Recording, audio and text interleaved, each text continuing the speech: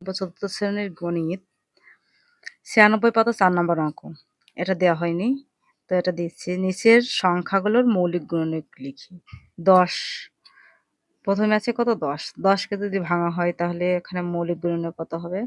5 দুগুণে 10। অতএব 10 এর গুণনীয়ক কত?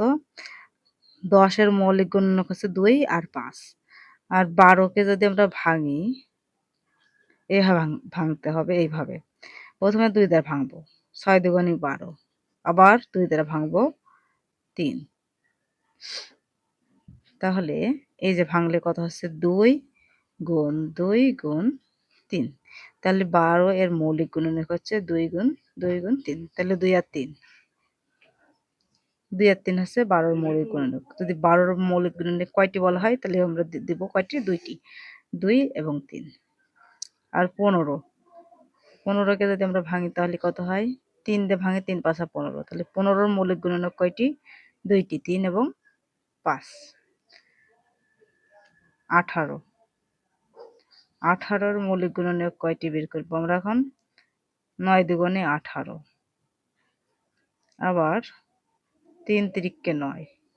তাহলে 18 এর মৌলিক গুণনীয়ক হচ্ছে 3টি, 2 3 3। 2 গুণ 3 গুণ 3। 24 এর মৌলিক গুণনীয়ক। প্রথমে 2 দিয়ে ভাগ দেব, 12 দুগুণে 24, 6 দুগুণা 12, 3 দুগুণা আবার 2, 3 দুগুণা 6। তাহলে মৌলিক গুণনীয়ক কি হবে? 2 গুণ 2 গুণ 2 গুণ 3।